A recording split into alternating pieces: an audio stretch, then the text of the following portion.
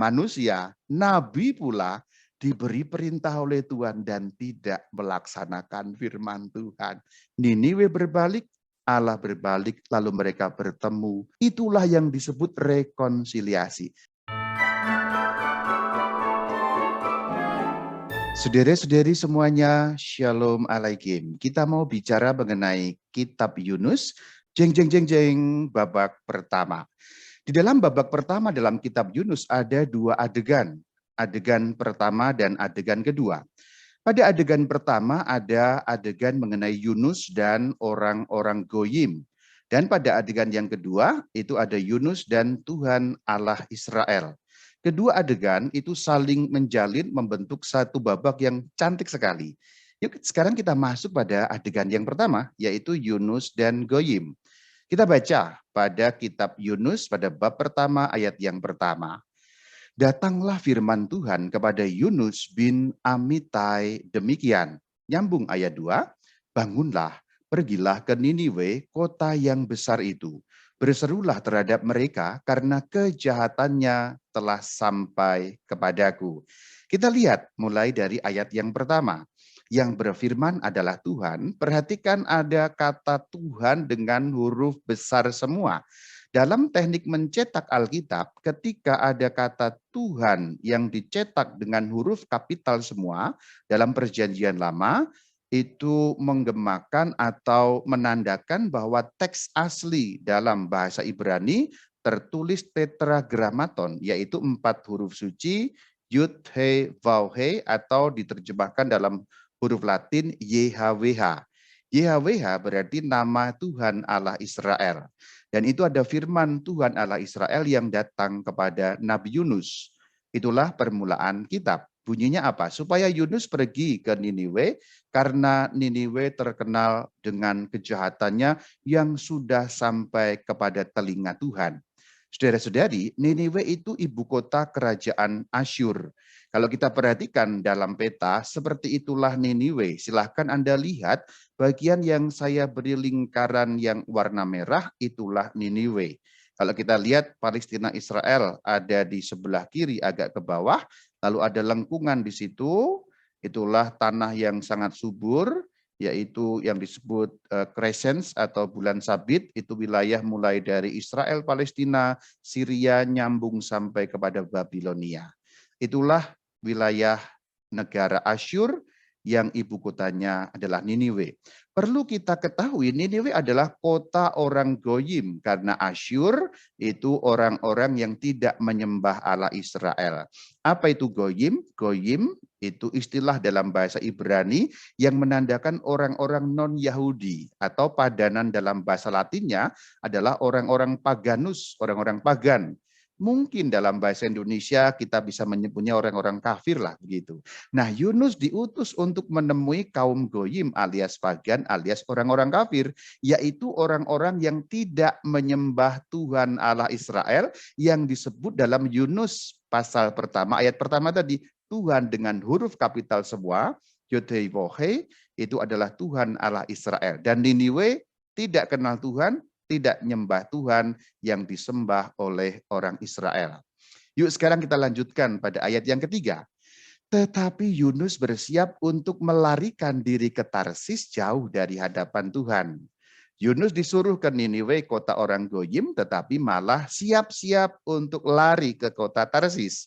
Mengapa Yunus melarikan diri? Ada kata melarikan diri di dalam ayat yang ketiga. Ternyata kalau kita membaca terus kitab Yunus bagian-bagian menjelang akhir, kita akan menemui jawaban dari Yunus sendiri. Namun karena kita belum akan sampai ke sana, sementara kita lanjut saja ya, karena bagian-bagian terakhir akan kita bahas di bagian yang kedua.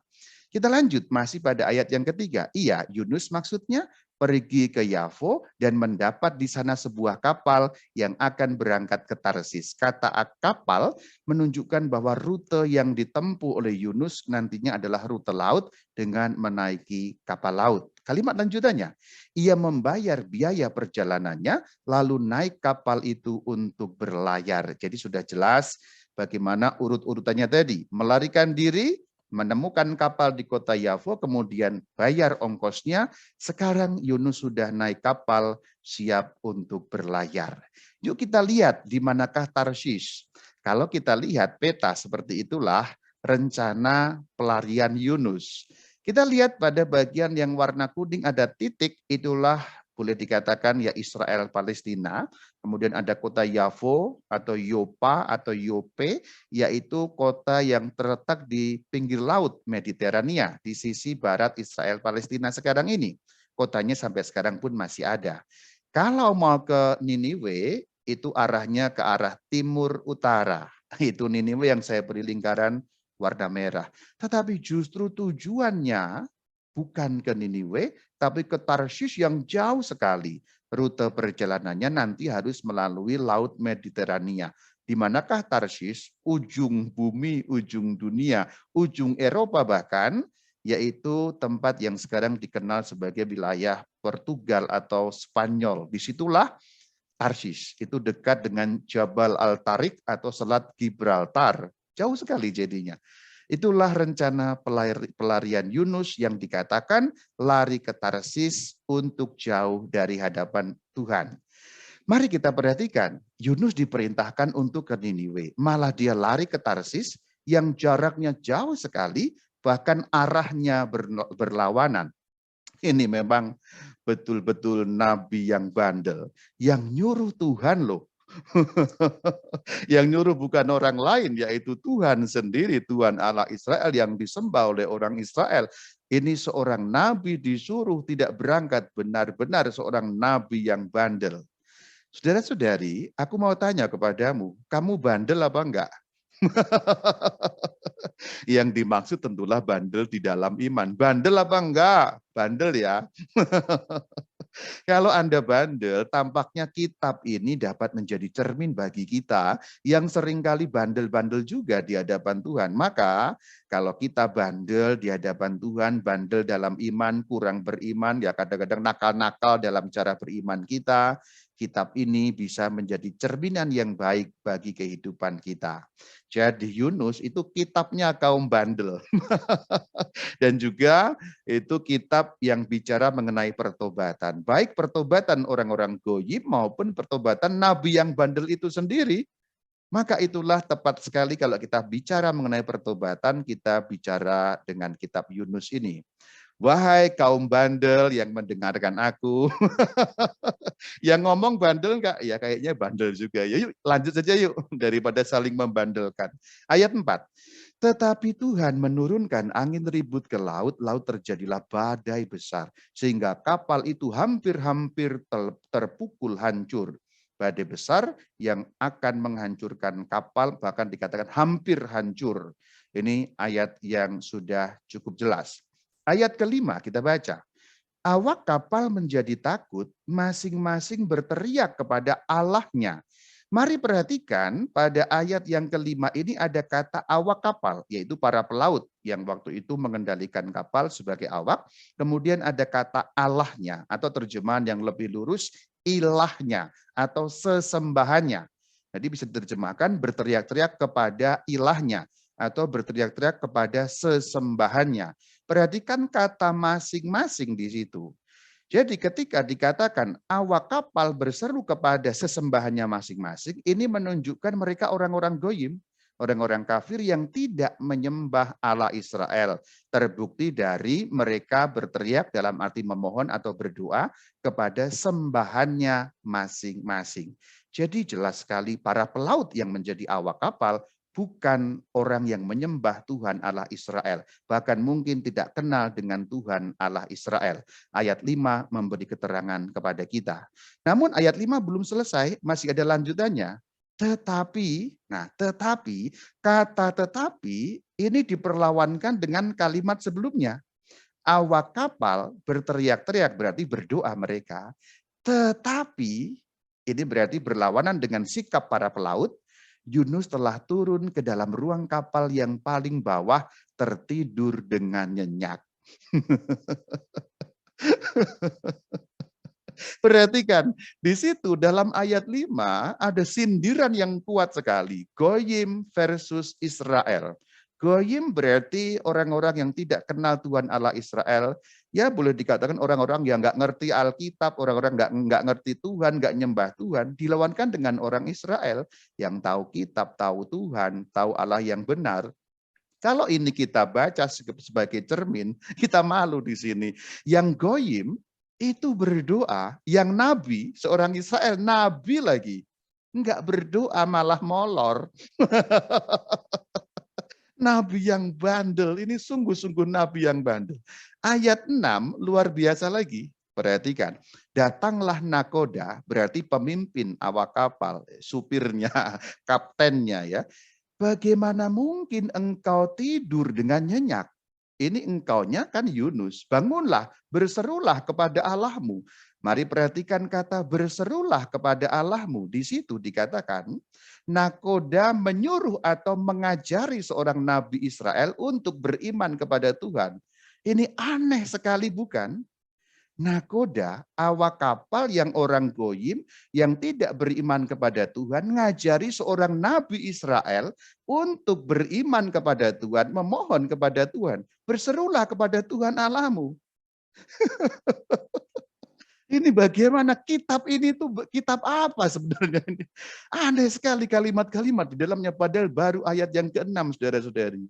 Kalau membaca sampai ayat ke-6 dan Anda sebagai orang yang beriman, yang mengaku menyembah Tuhan tidak tersindir dengan kalimat-kalimat ini, Anda mungkin kurang peka. Ayat-ayat sampai ayat ke-6 ini banyak sekali sindirannya. Karena apa? Karena itu kan seperti menyindir kita. Orang-orang yang mengaku beriman ini, seperti mengatakan, tuh lihat tuh, goyim lebih beriman loh. Tuh lihat orang yang kamu bilang orang kafir, mereka lebih beriman daripada kamu yang mengaku beriman. Sungguh-sungguh ini kitab yang satir sekali. Kitab yang satir yang penuh dengan sindiran-sindiran. Saya juga merasa tersindir ya. Jadi baiknya kita lanjut apa berhenti karena sindirannya begitu tajam kitab ini. Lanjutlah ya, kepalang basah. Ayat 7.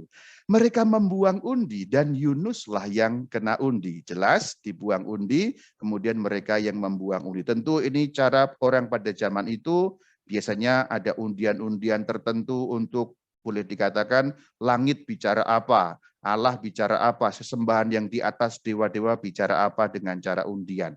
Lalu Yunus kena undi, di situ menandakan ada sesuatu dengan Yunus. Kemudian dikatakan pada ayat 8, berkatalah mereka kepadanya, beritahukan kepada kami karena siapa kita ditimpa oleh malapetaka ini.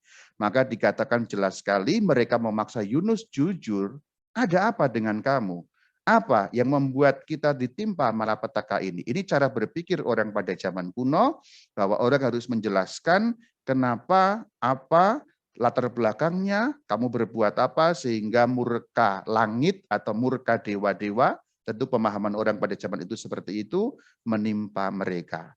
Lalu dikatakan pada ayat yang ke-9, sahutnya kepada mereka, sahut Yunus kepada awak kapal, termasuk juga nakoda tadi. Aku seorang Ibrani. Aku takut akan Tuhan yang empunya langit, yang telah menjadikan lautan dan daratan. Perhatikan ayat 9. Lagaknya luar biasa.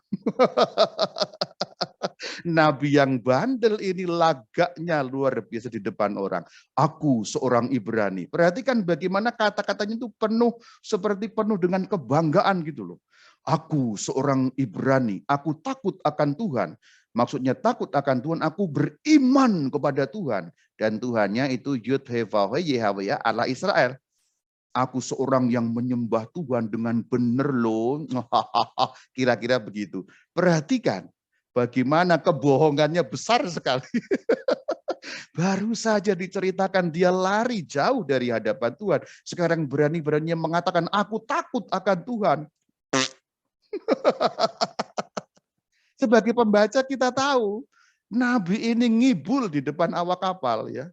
Dikatakan Allah yang empunya langit yang telah menjadikan lautan dan daratan. Dikatakan Allahku itu, Allah Israel sembahannya Yunus maksudnya, dia yang punya langit, bumi semuanya karena beliaulah yang menciptakan. Kira-kira begitu yang disampaikan kepada orang-orang awak kapal tadi. Lagi-lagi ayat 9 ini bicara mengenai sindiran, sesuatu yang penuh dengan satir, satiris lagi di situ.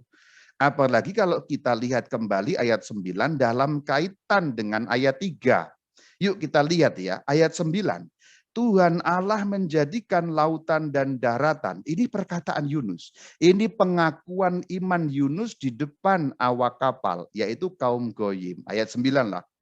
Tuhan Allahku ini loh yang menciptakan lautan dan daratan. Ayat 9. Yuk sekarang kita bawa ayat 3 ke sini.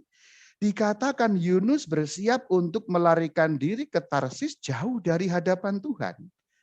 Yuk digabungkan ayat 9 dan ayat 3.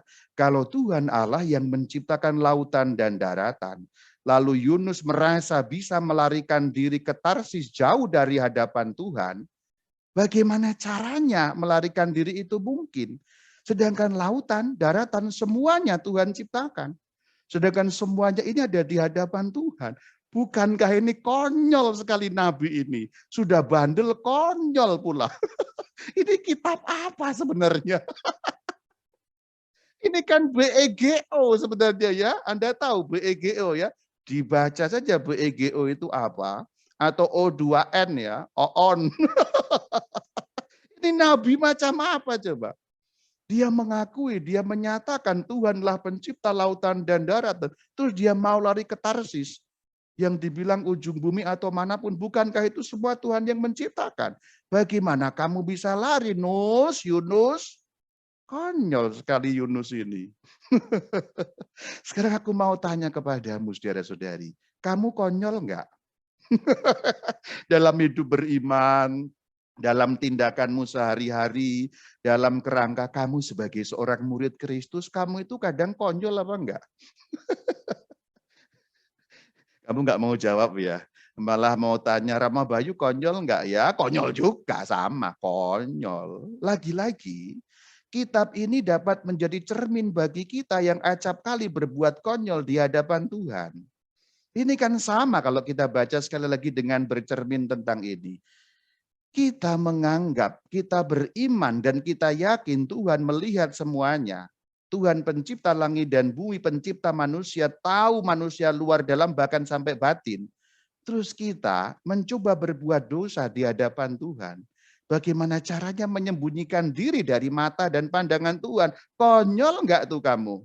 Konyol kan? Yang ngomong konyol enggak? Ya konyol juga. Itulah kenapa kitab ini bagus sekali. Menjadi cermin bagi kita yang suka-suka konyol ini kita. Hai para konyol. Wis, maaf ya, saya juga konyol. Yuk kita lanjut ke ayat 11. Bertanyalah mereka, awak kapal, akan kami apakan engkau, engkaunya Yunus, supaya laut menjadi reda dan tidak menyerang kami lagi sebab laut semakin bergelora. Sahutnya ayat 12, ini berarti sahut Yunus. Yunus berkata kepada orang-orang pelaut itu, angkatlah aku, campakkanlah aku ke dalam laut, maka laut akan menjadi reda. Di situ Yunus memberikan usul kepada orang-orang yang bertanya, kami apakan engkau? Yunus katakan, campakkan, buang aku ke laut. Jadi Yunus yakin kalau dibuang ke laut, maka nanti laut menjadi reda. Perhatikan sementara ini kita baca ayat 12. Buanglah aku ke laut, laut akan menjadi reda. Kalau kita melihat makna sekilas dari ayat 12 ini, Yunus terlihat dia sangat mulia. Sekilas pandang ya. Coba diulangi dibaca ayat 12. Angkatlah aku, buang aku ke laut, laut akan menjadi reda. Jadi kalau aku dibuang ke laut berkorban, demikian kata Yunus, laut akan reda. Mulia sekali bukan? Kalau sekilas ayat 12 itu kita lihat, Yunus terlihat nabi yang sangat mulia. Nabi yang mau berkorban. Namun sebenarnya kalau kita lihat lebih dalam, itu kekonyolan yang lain lagi. Benar-benar kekonyolan yang lain lagi. Tampak akan ada sikap berkurban. Kelihatannya kan begitu. Mengorbankan diri supaya orang selamat. Sehingga kapal selamat, nahkoda, awak kapal semua selamat. Biarlah aku yang menanggung ini semua. Buang aku ke laut, aku berkurban, kalian selamat. Seakan-akan kan begitu kan, padahal tidak seperti itu. Yunus tidak semulia itu. Sejak awal kita tahu Yunus mau melarikan diri dari Tuhan.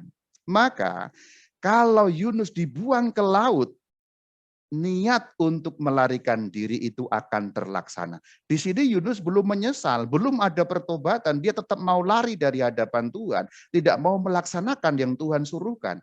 Maka dengan membuang ke laut akan mati, sehingga kalau Yunus mati, selesailah dia lari dari hadapan Tuhan. Jadi di situ Yunus itu sangat manipulatif dan sangat egois, saudara. Karena dengan dibuang ke laut, ada dua hal. Yang pertama, Yunus menimpakan kesalahan pada para pelaut. Berarti kan yang membunuh Yunus, tanda petik, kan berarti para pelaut, awak-awak kapal itu. Berarti yang salah awak kapal. Nah, egois sekali kan. Yunus tidak mau disalahkan. Itu kan salahnya awak kapal sehingga saya nggak sampai ke Niniwe. Itu kan salahnya mereka sehingga saya dibunuh dengan dibuang ke laut. Nah, itu dia. Nanti seandainya kira-kira ada pengadilan dari Tuhan di akhirat, Yunus akan berdalih seperti itu, bukan? Nomor dua, Yunus mati. Kalau dibuang kan logikanya mati. Pasti tidak ada cara untuk selamat.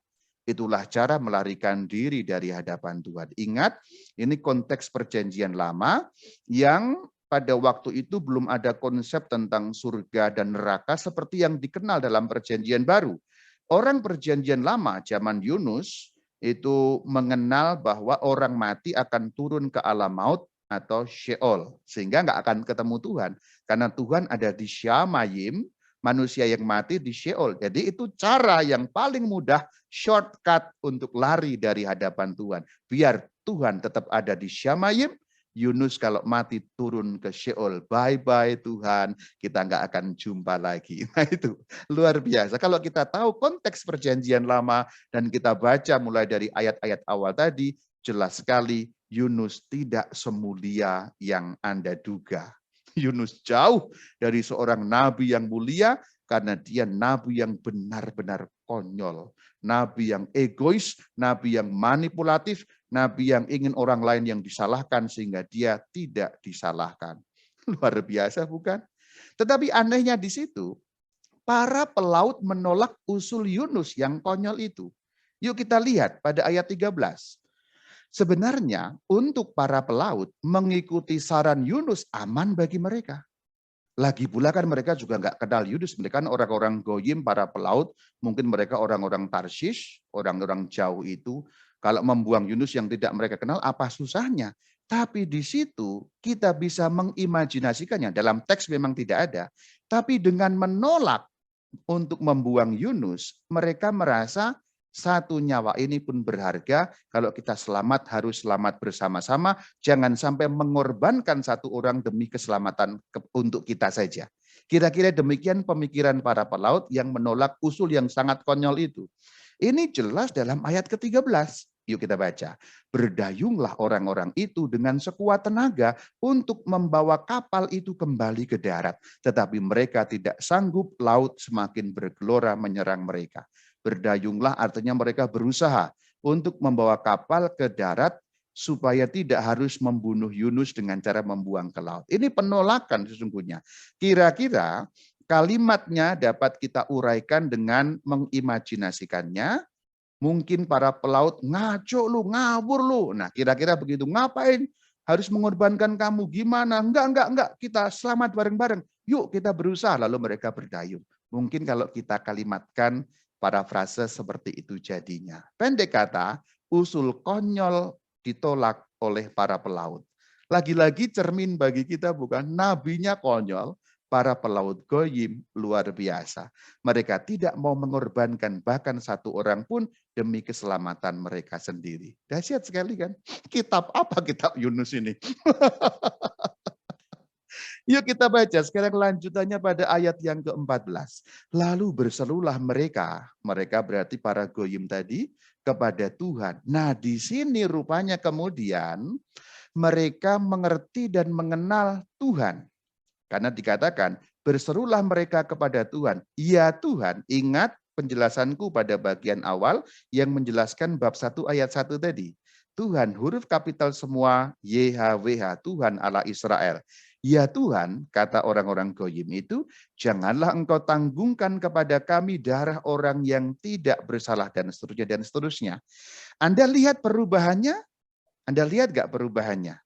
Awak kapal atau para pelaut tadi mengalami perubahan dalam hal berseru.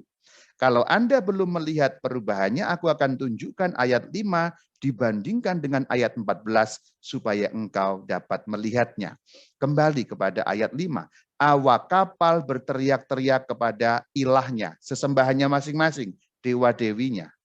Berarti pada ayat kelima, goyim-goyim itu berdoa kepada dewa-dewinya. Ayat 14 ada perubahan. Berserulah mereka awak kapal itu kepada Tuhan. Jadi ayat 5 mereka berdoa kepada dewa-dewanya. Ayat 14 mereka berdoa kepada Allah Israel. Ingat ya Tuhan huruf besar semua YHWH Yud He Vav He, Tuhan Allah Israel. Di sini kita dapat membuat suatu penafsiran. Ternyata para awak kapal kaum Goyim itu bertobat.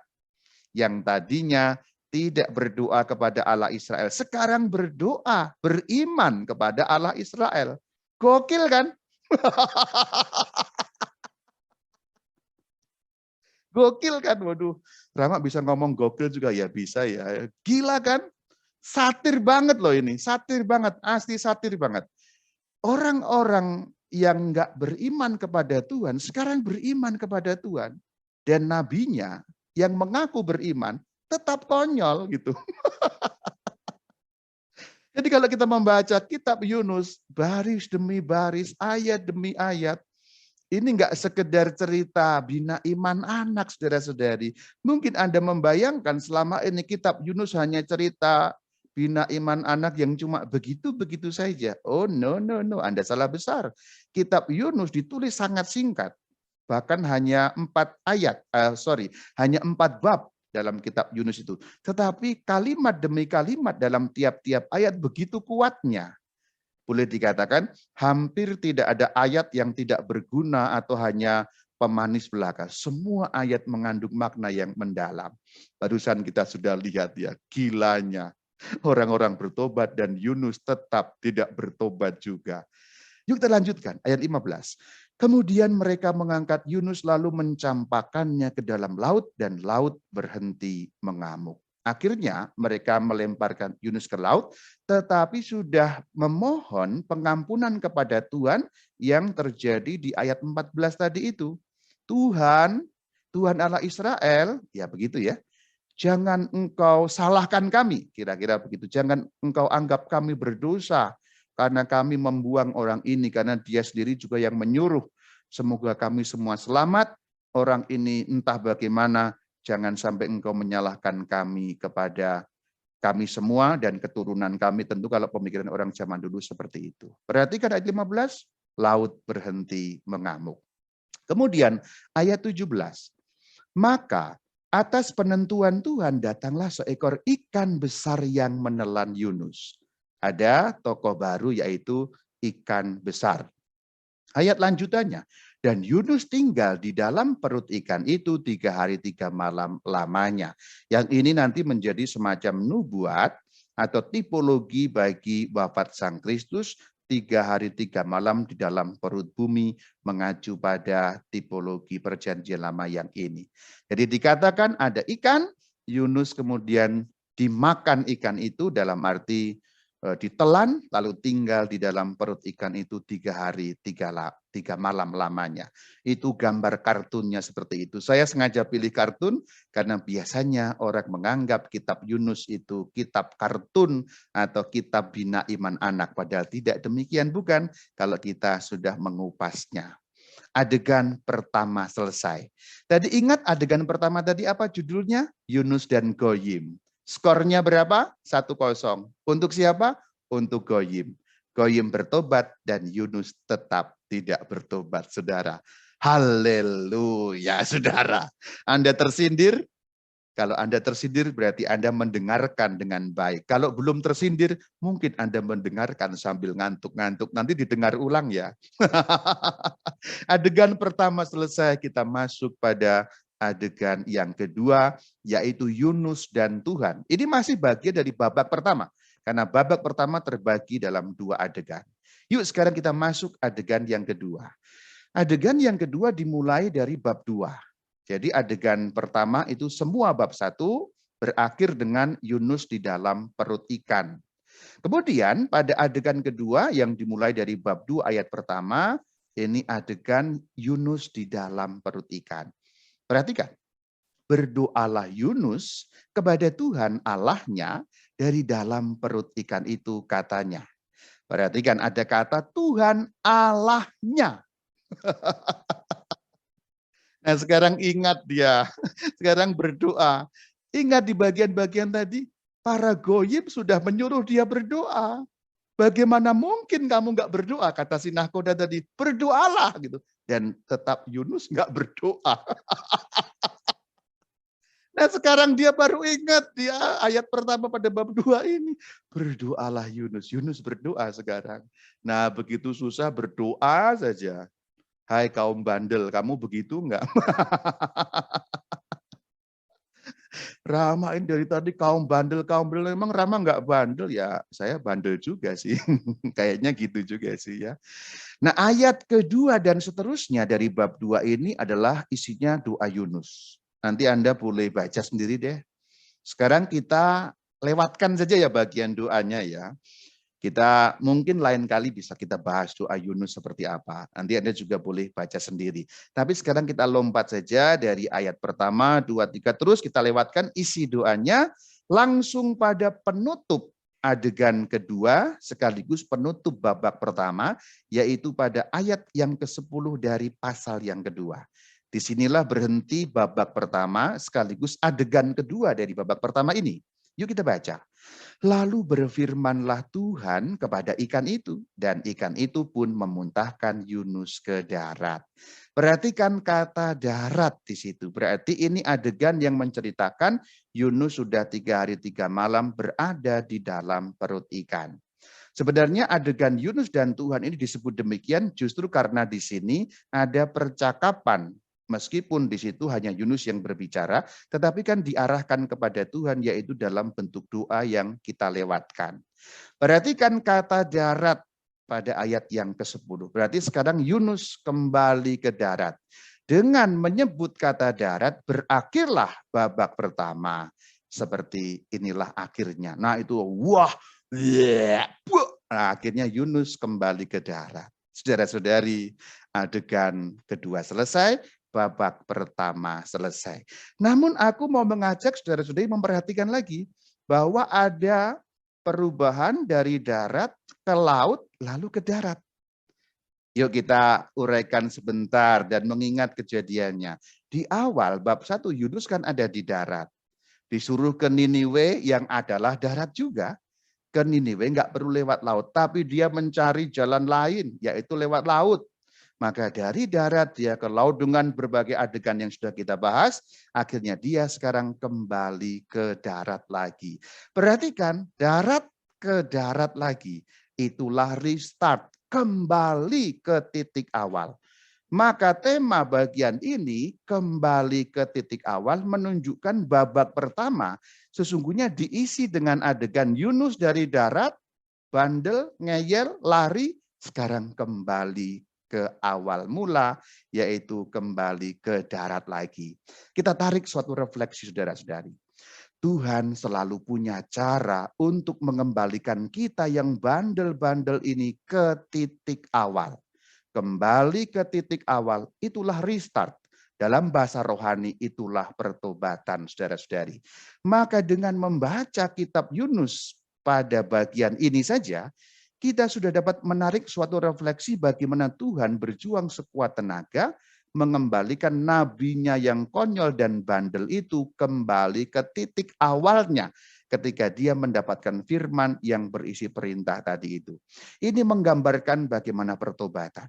Maka saudara-saudari pendengar katekese sedikit ini yang mungkin Anda bandel-bandel, ingat Tuhan selalu punya cara untuk mengembalikan kita ke titik awal.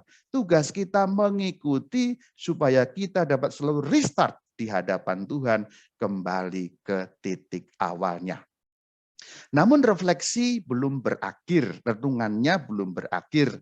Inti dari tafsiran-tafsiran juga belum berakhir. Karena apa? Lagi-lagi di bagian ini kita juga masih disindir. Rama, dari tadi kok kita disindir melulu ya Rama ya? Iya. Aku sebenarnya baca kitab Yunus agak males juga ya. Disindir melulu. Tapi memang dasarnya kitab ini menarik sekali. Kalau menurut saya tidak ada kitab secantik ini dalam Perjanjian Lama. Selain kisah mengenai Yusuf dalam Perjanjian Lama ya, potongan novel Yusuf di kitab Kejadian itu cantik juga. Tapi kalau kita, atau saya lah paling kurang, sudah memilih ini cantik sekali. Apalagi sindirannya Rama. Kita disindir dengan menggunakan tokoh ikan, yaitu ikan besar yang tadi menelan Yunus. Bagaimana sindirannya Rama? Perhatikan. Yunus 2 ayat 10. Berfirmanlah Tuhan kepada ikan itu, ikan yang menelan tadi, ikan itu pun memuntahkan Yunus ke darat. Berarti ada firman Tuhan kepada ikan, berarti ada perintah dari Tuhan kepada ikan. Memang tidak dituliskan firman-Nya, tetapi kita bisa mengandaikan.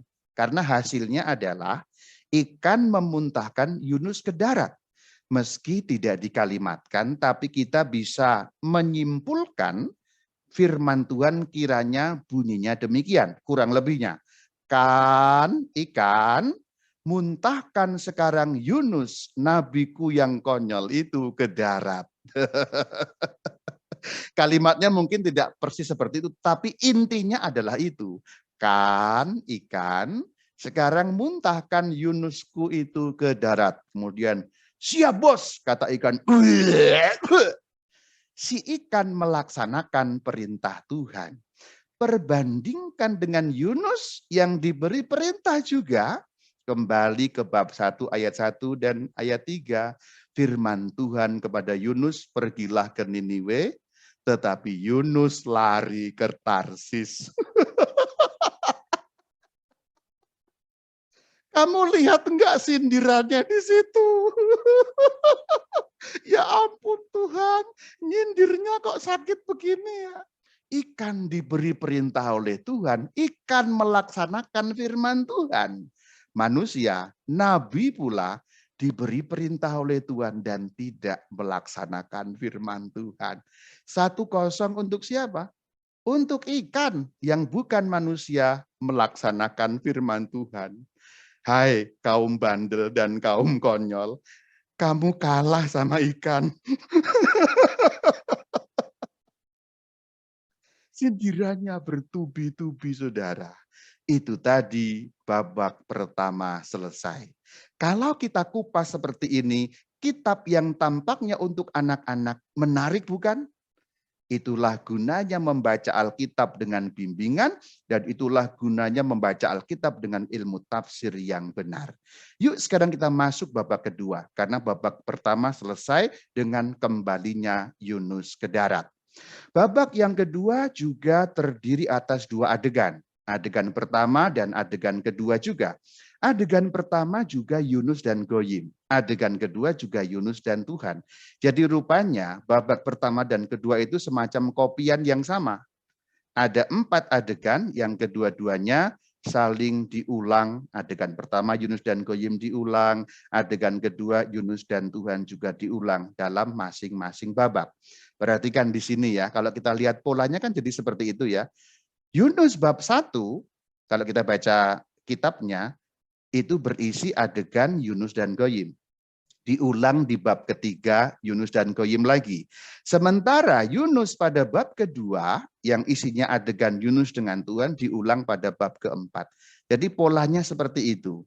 Bab yang ganjil, bab yang genap, itu saling mengisi antara Goyim dan Tuhan. Anda bisa lihat dalam bagian yang sudah saya buat. Mari sekarang kita langsung pada Yunus pada bab yang ketiga dalam kerangka ini. Ayat pertama, datanglah firman Tuhan kepada Yunus untuk kedua kalinya demikian. Ingat bagian restart tadi itu. Awal di darat, sekarang Yunus di darat. Awal diberi firman, sekarang diberi firman kembali. Perhatikan, Yunus 1 ayat 1 diulang kembali dalam Yunus 3 ayat 1 juga. Datanglah firman Tuhan kepada Yunus bin Amitai demikian. Datanglah firman Tuhan kepada Yunus untuk kedua kalinya demikian. Ini menunjukkan awal yang sama persis. Tuhan selalu memberi kesempatan kepada kita yang kedua, yang ketiga, yang keberapapun.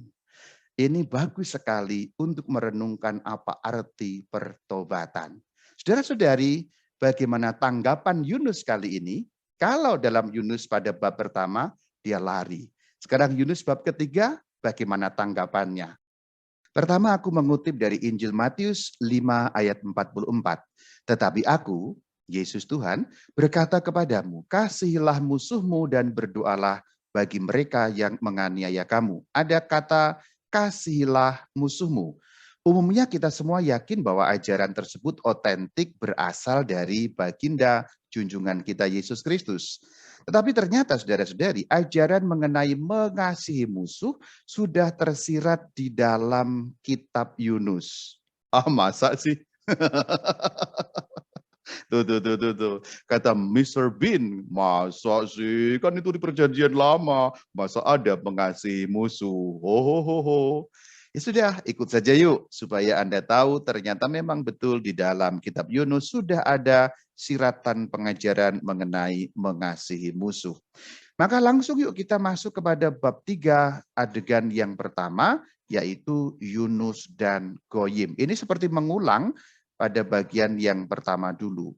Yunus dan Goyim. Tapi sekarang Goyimnya berbeda. Yuk kita baca Yunus 3 ayat 1. Datanglah firman Tuhan kepada Yunus untuk kedua kalinya demikian. Bangunlah, pergilah ke Niniwe, kota yang besar itu, dan sampaikanlah kepadanya seruan yang kufirmankan kepadamu. Aku ingin mengajak saudara-saudari untuk melihat penekanan pada kata seruan yang kufirmankan kepadamu. Ini ada seruan yang berasal dari Tuhan karena kufirmankan kepadamu, munya adalah Yunus. Namun kalau kita membaca seluruh isi kitab Yunus, ternyata tidak ada isi firman. Tidak dituliskan dalam kitab Yunus, seruan yang difirmankan Tuhan itu isinya apa? Hanya dikatakan pergilah ke Niniwe, kemudian begini saja kamu jalan. Itu saja. Tetapi isinya apa yang nanti harus disampaikan di Niniwe tidak ada. Meski demikian, meski tidak tertulis firman Tuhan itu di dalam kitab Yunus, kita dapat menduga isi firman itu berdasarkan pada Yunus 1 ayat yang kedua. Yuk kita lihat seperti apa Yunus 1 ayat yang kedua. Kita ingat kembali ke bagian awal, bangunlah pergilah ke Niniwe, karena apa? Kejahatannya telah sampai kepadaku. Ternyata penyebutan kota Niniwe dikaitkan dengan kejahatan. Berarti tampaknya isi firman Tuhan, seruan itu berkaitan dengan pesan supaya orang-orang Niniwe bertobat. Pasti ada kaitan dengan itu karena jahat supaya mereka kembali menjadi baik atau menyesal atau bertobat. Yuk kita lanjutkan pada ayat 3 bab yang ketiga. Bersiaplah Yunus lalu pergi ke Niniwe sesuai dengan firman Allah. Perhatikan ada kata sesuai. Nah gitu dong, keren. Nabi, maka ya sesuai dengan firman Tuhan. Di sini tampaknya sudah ada pertobatan dalam diri Yunus. Bandingkan dengan dulu pada bagian bab 1 ayat yang ketiga. Yunus bersiap lari dari hadapan Tuhan, lari ke Tarsis. Tapi sekarang sudah ada perkembangan, Yunus pergi ke Niniwe sesuai dengan firman Tuhan. Wah, keren sekali. Nabi sudah patuh kepada Tuhan. Karena Nabi patuh kepada Tuhan. Haleluya, saudara. Haleluya, katakan amin, saudara. Amin, saudara. Tidak hanya itu, saudara. Angkat tanganmu, saudara. Haleluya, saudara. Katakan haleluya, katakan amin, saudara. Angkat tanganmu, jangan lupa. Karena Nabi telah patuh kepada Allah. Haleluya, saudara. Tapi sekarang turun, udah pegel. Jangan naik melulu tangannya. Lanjut aja yuk, udah tangannya turun ya. Lanjut ayat 4. Mulailah Yunus masuk ke dalam kota itu sehari perjalanan jauhnya, lalu berseru, 40 hari lagi maka Niniwe akan ditunggang balikan. Silakan bagian cetak warna kuning diperhatikan, akan ditunggang balikan 40 hari Niniwe itu. Nah, sampai di situ kita sudah membaca Yunus masuk kota berseru. Berarti kita sudah mendapati ternyata Yunus sudah patuh kepada Tuhan. Tetapi patuhnya Yunus ternyata seperti hanya main-main saja. Ia bikin ulah lagi ternyata. Ingat bahwa penyebutan Niniwe berkaitan dengan kejahatan. Berarti pesannya mestinya pesan pertobatan. Tetapi pesan yang disampaikan Yunus sangat irit. Irit menjadi pelit. Sehingga pesan itu tidak jelas sama sekali. Perhatikan saudara, tidak jelas sama sekali. Yuk kita kaji ayat tersebut. Saya kembali kepada ayat tadi. 40 hari lagi maka Niniwe akan ditunggang balikan. Hanya seperti itu pesan Yunus. Coba perhatikan. Hanya seperti itu. Pelit sekali bukan? Dan kalau kita lihat dalam teks Ibraninya lebih pelit lagi. Kalau kita baca bahasa asli bahasa Ibrani, itu hanya 5 kata. Benar-benar hanya 5 kata, saudara. Edan kan sungguh nabi yang gila. Nah itu teks Ibraninya. Silakan Anda pelotot ya.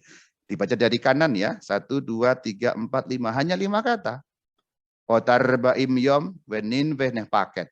Hanya berbunyi seperti itu. Irit sekali bukan? Lalu itu maksudnya apa? Hanya ngomong 5 kata jauh-jauh ke Niniwe, terus hanya ngomong 5 kata itu maksudnya apa sebenarnya? Pesan Yunus sama sekali tidak jelas saudara. Yunus tidak menyatakan alasan terkait ancaman penunggang balikan atau penghancuran atas Niniwe tadi.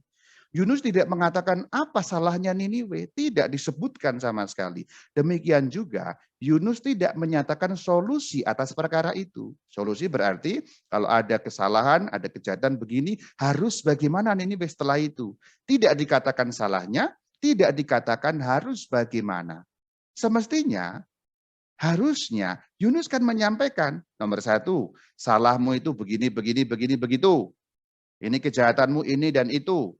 Nomor 2, solusinya begini dan begitu. Salahnya kok tidak dikatakan, solusinya kok tidak dikatakan. Jadi di situ kita bisa melihat Yunus melaksanakan misinya secara ogah-ogahan. Ia tidak peduli sesungguhnya, tidak peduli kepada nasib orang Niniwe sebagai pendengar pesannya. Jadi tampaknya Yunus berangkat sesuai dengan firman Tuhan, tetapi sungguh-sungguh melaksanakan dengan tidak sungguh-sungguh. Ogah-ogahan. Refleksinya nih, kamu ogah-ogahan enggak melaksanakan firman Tuhan? Ini disindir loh di sini. Nabi Israel berarti orang beriman. Kita semua orang beriman. Nabi Israel orang beriman, ogah-ogahan melaksanakan firman Tuhan.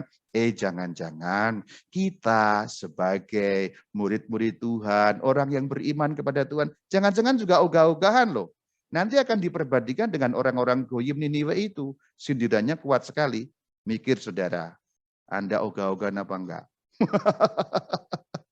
Mikir, yuk lanjut sekarang. Lebih jauh lagi, ini ngeri sekarang. Yunus seperti sengaja membiarkan Niniwe atau menggiring Niniwe untuk tetap berada dalam kejahatannya. Justru karena pesannya tidak jelas, Yunus bermaksud supaya Niniwe mengabaikan pesan itu. Sehingga dengan demikian Niniwe akan ditunggang balikan. Nabi gila betul-betul. Saudara-saudari, Yunus ternyata suka melihat Niniwe hancur. Yunus suka melihat Niniwe celaka. Yuk renungan sebentar, refleksi. Jarang-jarang loh Rama Bayu memberikan renungan. Kan biasanya katekese. Apakah kamu suka orang lain celaka? Di sini kita disindir. Ternyata si Nabi itu suka orang lain celaka. Orang beriman loh Nabi itu. Percaya kepada Tuhan loh Nabi itu. Kok suka orang celaka? Jangan-jangan kamu, kita orang beriman juga suka kalau orang lain celaka. Mikir saudara, apakah engkau juga seperti itu? Nah itu renungannya. Pendek saja, lanjut yuk sekarang yuk. Dan memang tampaknya Yunus suka kalau Niniwe ditunggang balikan. Sekarang kita bicara mengenai ditunggang balikan. Sebenarnya apa sih arti ditunggang balikan itu? Kalau kita membaca Alkitab Perjanjian Lama terutama, kata itu sama dengan yang digunakan dalam konteks Sodom dan Gomora, saudara. Referensinya ada di kitab Kejadian 19 ayat 24 sampai 25. Demikian bunyinya. Kemudian Tuhan menurunkan hujan belerang dan api atas Sodom dan Gomora, dan ditunggang balikkannya lah kota-kota itu, yaitu Sodom dan Gomora. Nah itu, arti ditunggang balikan yang dipakai sebagai ancaman atas Niniwe tadi juga merupakan kejadian seperti yang pernah terjadi di Sodom dan Gomora yang ditunggang balikan. Kira-kira gambarnya akan seperti itu. Bagaimana Sodom dan Gomora ditunggang balikan. Dan itulah yang diinginkan oleh Yunus terjadi atas Niniwe. Ditunggang balikan seperti dulu Sodom dan Gomora. Nabi kok keji. Luar biasa. Kita lanjut yuk. Apakah Niniwe jadi ditunggang balikan atau tidak? Kita lihat sekarang Yunus 3 ayat 5. Orang Niniwe percaya kepada Allah lalu mereka mengumumkan puasa dan mereka baik orang dewasa maupun anak-anak mengenakan kain kabung. Dikatakan orang Niniwe percaya kepada Allah. Kain kabung melambangkan pertobatan. Ternyata tanggapan orang Niniwe luar biasa. Bahkan dengan pesan yang tidak jelas, mereka buru-buru mengaitkan pesan itu dengan kejahatan mereka sendiri. Sehingga mereka menjadi bertobat dari kejahatannya. Dan ternyata Yunus salah menduga. Di luar dugaan Yunus, Niniwe justru bertobat dengan giat. Ayat yang barusan kusebutkan, yaitu ayat 5, baru pembukanya saja. Lihat bagaimana giatnya orang-orang Niniwe itu. Hebat sekali bukan? Niniwe bertobat karena 5 kata. Ini ingat di bagian depan tadi. O tarbaim yom weninweh neh paket. Hanya karena 5 kata Niniwe bertobat. Ini juga 5 kata loh yang saya buat. Niniwe bertobat karena 5 kata. Itu sengaja saya buat begitu biar sama dengan 5 kata. Ini mikirnya lama loh, 3 hari loh. Niniwe bertobat karena 5 kata. 5 juga kan. Otarbaim yom beninwe paket. Sama 5 kata, saudara. Alamak. Hebat sekali kan orang Niniwe. Hanya karena itu mereka langsung paham. Ini pasti karena kejahatan kita. Lanjut. Bagaimana giatnya mereka bertobat. Ayat 6 pada bab 3. Setelah sampai kabar itu kepada raja kota Niniwe, nah sekarang sampai kepada raja. Turunlah ia dari singgasananya. Turun dari singgasana, lambang tidak lagi sombong kuasanya. Ditanggalkannya jubahnya, diselubungannya kain kabung, pertobatan, duduk di atas abu, juga lambang pertobatan. Ayat 7. Atas perintah raja dan para pembesar, orang memaklumkan dan mengatakan di Niniwe. Seperti apa kata-katanya? Manusia dan ternak, lembu sapi dan kambing domba tidak boleh makan apa-apa. Berarti harus disuruh puasa. Puasa juga melambangkan pertobatan. Bahkan sampai lembu sapi ternaknya disuruh puasa.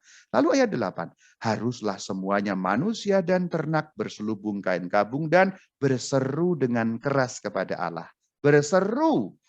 Berdoa berarti mohon ampun yang dimaksudkan pada ayat 8. Tetapi paling penting bukan ini, tapi kalimat lanjutannya. Dikatakan haruslah masing-masing berbalik dari tingkah lakunya yang jahat dan dari kekerasan yang dilakukannya. Jadi ini dilengkapi, tidak hanya memohon. Memohon disertai dengan berbalik berarti meninggalkan kejahatan, meninggalkan kekerasan. Ya ini juga ada refleksinya. Kamu mohon ampun kepada Tuhan meninggalkan kejahatanmu apa enggak? Kalau enggak, 0-1 loh skornya menang Niniwe. Orang-orang goyim, orang kafir, paganus yang enggak ngerti Tuhan. Ini mereka tahu haruslah masing-masing berbalik dari tingkah lakunya yang jahat. Mereka tahu persis. Perhatikan baik-baik saudara. Semua kata-kata bijak dan tindakan-tindakan yang benar itu semua datang dari goyim, paganus, orang-orang kafir. Gue malu kalau jadi lu.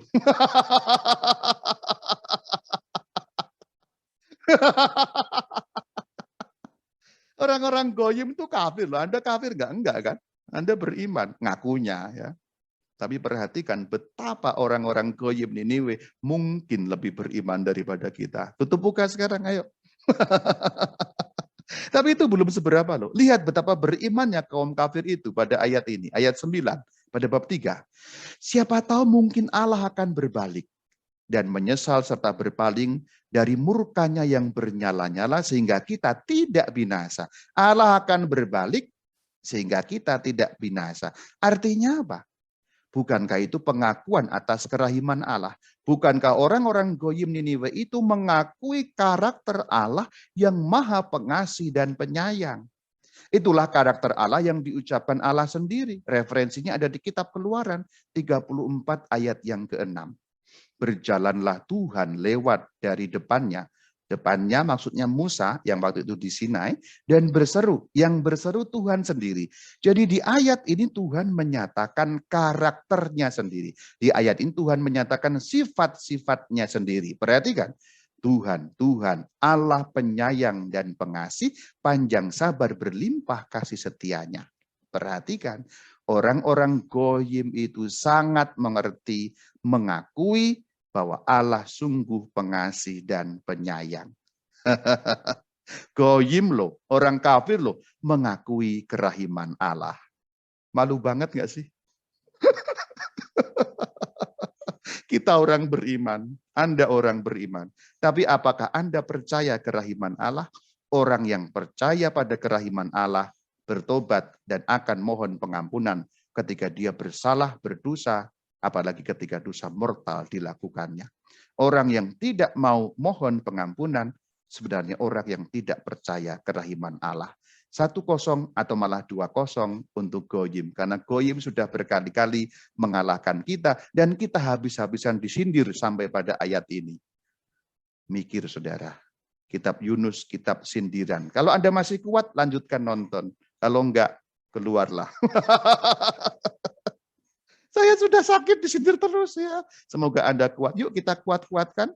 Bagaimana sikap Allah melihat itu semua. Ayat 10 pada bab yang ketiga. Ketika Allah melihat perbuatan mereka itu, yakni bagaimana mereka berbalik dari tingkah lakunya yang jahat. Jadi perhatikan, Allah melihat mereka tidak hanya berseru, bukan hanya omong kosong. Tuhan mohon ampun, Allah mohon ampun. Tapi mereka juga berbalik, menghentikan perilaku kejahatan mereka. Dikatakan ayat 10, maka menyesallah Allah. Karena malapetaka yang telah dirancangkannya terhadap mereka, dan ia, Allah, tidak jadi melakukannya. Sampai bagian ini kita selesai pada bagian adegan pertama babak kedua. Namun aku masih mau lanjut membahas bagian ini dengan melihat simbolismenya. Yaitu simbolisme mengenai kedua belah pihak yang berbalik. Goyim berbalik, Allah berbalik. Yuk kita lihat, kalau aku gambar dengan satu gambar bagian akan lebih menarik. Lihat bagaimana kedua belah pihak itu sama-sama berbalik. Perhatikan, Niniwe berbalik. Dan itu memang ada ayatnya, 3 ayat 10, mereka berbalik dan seterusnya. Karena Niniwe berbalik, Allah berbalik. Seperti dikatakan 3 ayat 9, mungkin Allah akan berbalik dan memang Allah berbalik. Perhatikan bagaimana Niniwe berbalik, Allah berbalik, lalu mereka bertemu, berpelukan, teletabis. Itulah yang disebut rekonsiliasi. Itulah kenapa setiap pertobatan dan pengampunan yang asalnya dari Tuhan, kita menyebutnya rekonsiliasi atau perdamaian. Manusia menyesal mohon ampun, Allah mengampuni. Itulah perdamaian. Itulah rekonsiliasi. Itulah kenapa sakramen tobat juga disebut sakramen rekonsiliasi, sakramen pendamaian. Ini kan menggemakan ayat ini. Anda tahu ini siapa? Anak yang bengal, Bapak yang baik, atau lebih terkenal dengan nama anak yang hilang. Itu kan gambaran kita yang selalu berdosa. Mohon ampun kepada Tuhan, Bapa yang baik selalu mengampuni. Ingat gambar ini baik-baik. Jadi gambar di belakang disempurnakan dengan bagan panah yang kugambar itu, itulah rekonsiliasi. Dan itu sudah digambarkan di dalam kitab Yunus. Luar biasa bukan? Kitab Yunus ternyata bukan hanya cerita anak bina iman, tapi juga menggambarkan bagi kita bagaimana proses rekonsiliasi pendamaian itu terjadi. Teletabis, berpelukan, wah aku sayang kamu, kata Tuhan. Kita juga mau membalas kebaikan itu, seraya mengakui Allah kerahimannya luar biasa, pengasih dan penyayang. Lalu yang tadi itu dibatalkan bukan? Tidak jadi ditunggang balikan. Dengan itu adegan pertama pada babak yang kedua selesai sudah. Ambil nafas dulu karena kita disindir habis-habisan di sana. Kitab Yunus menarik sekali bukan? Yuk sekarang kita masuk adegan yang kedua. Yunus bersama dengan Tuhan. Bab 4 ayat 1. Tetapi hal itu sangat mengesalkan hati Yunus, lalu marahlah ia. Dahsyat sekali. Kepada Tuhan kok marah loh, dahsyat sekali. Yunus marah. Apa sebabnya Yunus marah? Yuk kita lihat kembali ayat tadi, ayat 4 tadi. Tetapi hal itu, jadi yang membuat Yunus marah adalah hal itu. Apa yang dimaksud dengan hal itu? Kita harus kembali kepada bab 3 ayat 10, yaitu Allah tidak jadi melakukan penghukuman atau penghancuran atau penunggang balikan atas Niniwe. Jadi batalnya kehancuran Niniwe membuat Yunus marah. Inilah alasan Yunus marah. Batalnya kehancuran atas Niniwe, batalnya murka Tuhan membuat Yunus marah kepada Tuhan. Lalu kita lanjutkan ayat kedua pada bab keempat. Dan berdoalah ia kepada Tuhan, katanya, ya Tuhan, itulah sebabnya, maka aku dahulu melarikan diri ke Tarsis. Nah ini baru sekarang ketahuan nih, apa alasannya dia lari ke Tarsis. Ayat itu kita lanjutkan. Sebab aku tahu, nah itu alasannya. Aku, Yunus, tahu bahwa engkaulah Allah yang pengasih dan penyayang, yang panjang sabar dan berlimpah kasih setia. Alasan Yunus waktu itu lari ke Tarsis akhirnya terbongkar di sini. Yunus tahu bahwa Tuhan akan mengampuni Niniwe karena apa? Allah Maha Pengasih dan Maha Penyayang, Allah Maha Panjang kesabarannya, Maha Berlimpah kasih setianya. Maka pasti Niniwe bejat itu akan diampuni. Maka Yunus lari. Sebab apa? Ini logikanya atau nalarnya Yunus. Kalau Yunus lari ke Tarsis, ia tidak akan sampai ke Niniwe. Kalau demikian, orang Niniwe tidak akan menerima pesan dari Tuhan. Kalau orang Niniwe tidak terima pesan dari Tuhan, mereka tidak bertobat. Kalau mereka tidak bertobat, Niniwe yang jahat bin bejat itu pasti hancur ditunggang balikan. Hancur lu. Atau maaf agak kasar, modar siap. Hancur. Kira-kira begitu. Pemikirannya Yunus, lari maksudnya menghindari Niniwe supaya tidak hancur. Maksudnya adalah inginnya Yunus, Niniwe kan hancur. Yunus menolak pesan Tuhan sebab Tuhan Maha Pengasih dan Penyayang itu pasti akan mengampuni Niniwe. Jadi inilah hebatnya, tapi ini hebat tanda petik. Yunus kecewa kepada Allah yang Maha Rahim. Keren nggak tuh? Maha Rahim, Maha Pengampun, Pengasih dan Penyayang, tapi Yunus kecewa terhadap seperti itu. Ini ironis bukan? Sifat-sifat Allah yang Maha Pengasih, Maha Penyayang, panjang sabar, berlimpah kasih setia, justru membuat Yunus kecewa. Edat nggak? Sifat-sifat sebaik itu mengecewakan Nabi. Dan ironis yang lain, Yunus terang-terangan mengeluh dan mengkritik karakter Allah. Karakter yang mana? Yang tadi sudah disebutkan, pengasih dan penyayang, Maha Rahim tadi itu. Ironis sekali. Ironis yang lain, ini paling dahsyat. Yunus ternyata tidak setuju punya Allah yang seperti itu. Menyedihkan, seorang nabi tidak setuju kalau Allahnya berbuat dan punya sifat-sifat seperti itu. Alamak, botak gue, rambut gue habis memikirkan perkara ini. Lanjut yuk. Masih bab 4 ayat 3. Ya Tuhan, cabutlah sekarang nyawaku karena lebih baik aku mati daripada hidup. Nah, sekarang malah pengen mati nih. Kenapa Yunus pengen mati? Apa alasannya? Karena itu protes kepada Tuhan. Yunus protes keras kepada Tuhan karena Tuhan itu baik. Yunus lebih baik mati daripada melihat musuh dibiarkan hidup oleh Tuhan. Bagi orang Yahudi pada zaman kuno yang di luar Yahudi kan berarti musuh. Musuh kenapa dikasihi? Musuh kok dibiarkan hidup? Apalagi musuh yang jahat bin bejat. Hancurkan, dilaknat saja, tunggang balikan saja. Yunus tidak bisa mengerti. Musuh kok dikasihi? Yunus memilih lebih baik mati daripada menyaksikan Allahnya mengasihi musuh-musuhnya, dalam hal ini orang-orang Niniwe.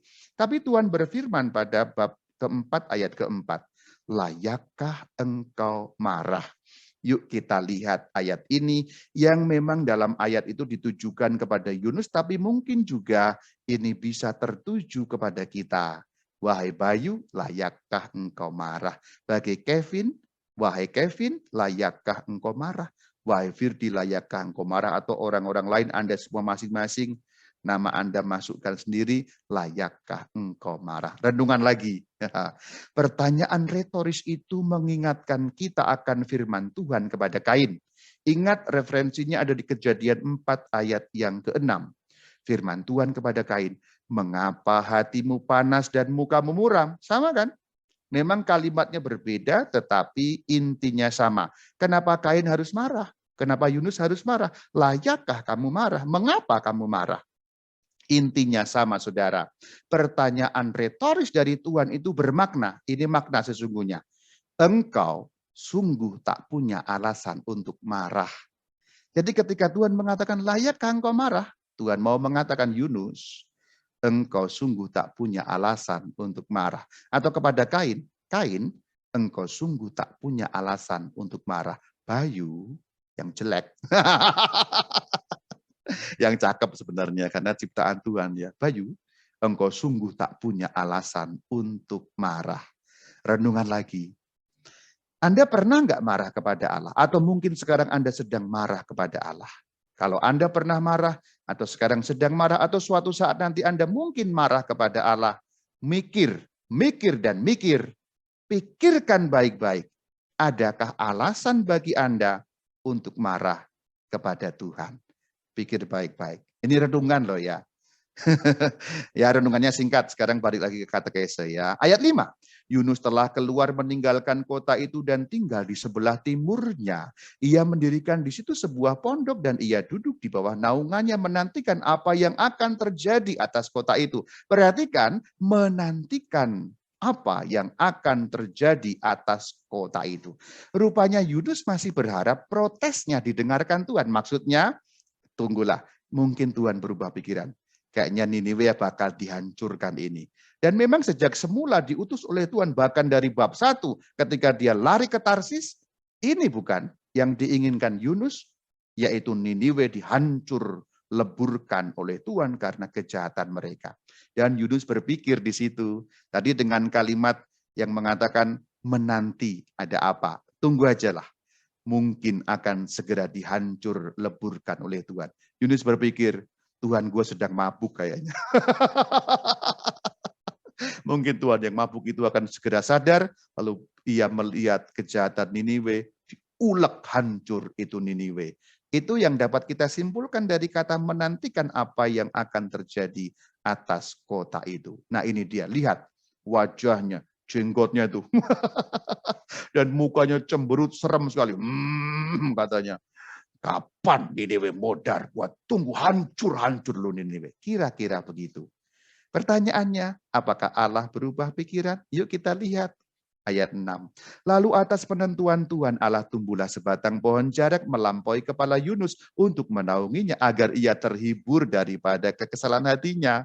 Tuh lihat, Tuhan masih baik dihibur loh dengan cara tumbuh pohon sehingga menaungi menjadi teduh. Yunus sangat bersuka cita karena pohon jarak itu. Tuhan tuh juga pinter juga ya. Sedang marah, sedang ngambek, oke ditumbuhkan dah. Senang ya, sukacita Yunus. Lo lihat sekarang wajahnya tuh, senyumnya tadi kan, sekarang aduh, anginnya sepoi-sepoi, enak sekali. Nyam, nyam, nyam, nyam, nyam, nyam. Yunus sekarang senang, sukacita. Ayat 7. Tetapi esok harinya, fajar menyingsing atas penentuan Allah datang seekor ulat, menggerek pohon jarak itu sehingga layu. Layu. Ya layu ya berarti mati sebentar lagi pohonnya itu. Nah itulah yang terjadi pada keesokan harinya. Ayat 8, segera sesudah matahari terbit, maka atas penentuan Allah bertiuplah angin timur yang panas terik.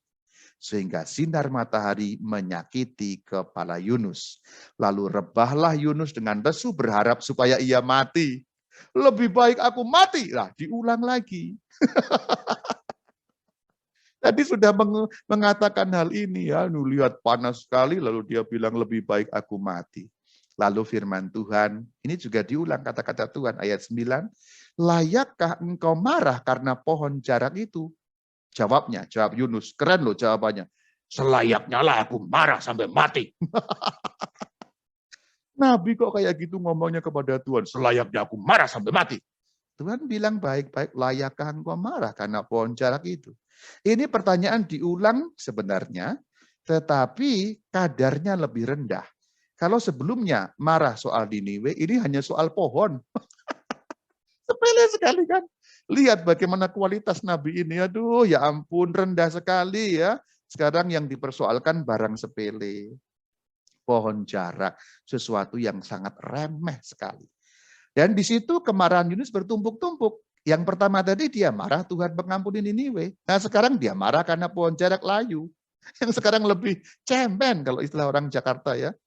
Dan jawaban Tuhan akan menyimpulkan kurang lebih kesimpulan atas seluruh isi kitab.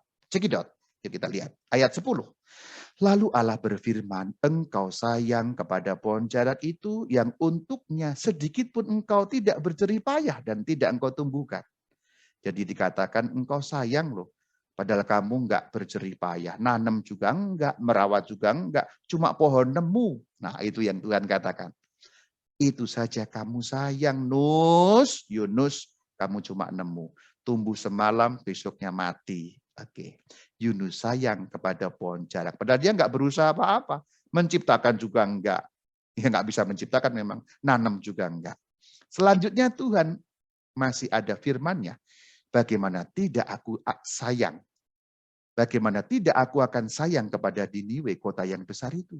Yang berpenduduk lebih dari 120.000 orang. Yang semuanya tak tahu membedakan tangan kanan dari tangan kiri dengan ternaknya yang banyak. Tuhan sayang kepada Niniwe. Dan itu diperbandingkan. Perhatikan, Yunus sayang kepada pohon jarak, nanam juga enggak. Tuhan sayang kepada Niniwe, sedangkan Niniwe adalah ciptaan Tuhan. Diperbandingkan di situ. Saya sengaja pakai huruf yang gede dan kecil. Yunus sayangnya kayak gitu, nggak berusaha, ya kecil itu. Tuhan sayang kepada Niniwe pasti jauh lebih besar. Kualitas sayangnya Tuhan kepada Niniwe daripada kualitas sayangnya Yunus yang juga hanya sayang demi kepentingan dia sendiri.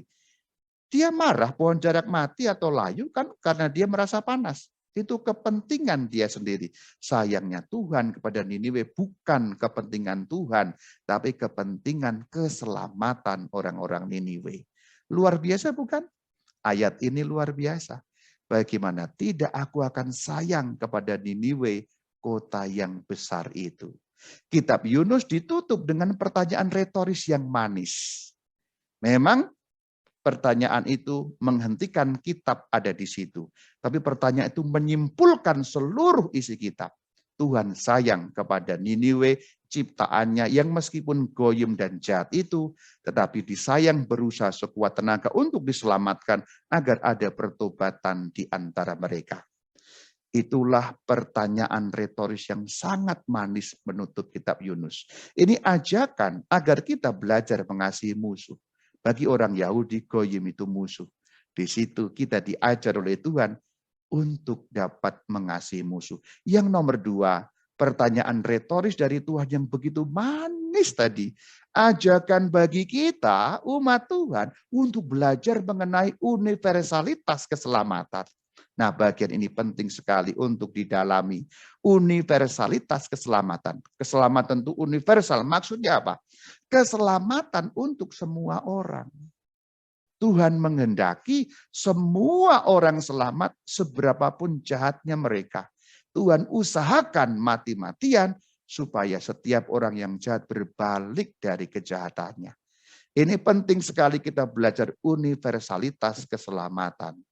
Dan ini bukan kata Rama Bayu, ini ada ayat-ayatnya dalam Alkitab. Kita mengingat kitab Kejadian yang sudah pernah juga kubahas, apa artinya terpilih. Nah, kalau Anda mau tahu apa artinya terpilih, buka Kejadian 12 ayat 1, 2, dan 3. Supaya Anda enggak salah paham, Bangsa terpilih, umat terpilih, seakan-akan punya privilege, seakan-akan istimewa. Oh, bukan itu maksudnya. Ini artinya. Dan itu berarti universalitas keselamatan. Yuk baca. Kejadian 12 ayat 1, 2, dan 3. Berfirmanlah Tuhan kepada Abram, aku akan memberkati engkau dan engkau akan menjadi berkat. Perhatikan, engkau Abram akan menjadi berkat.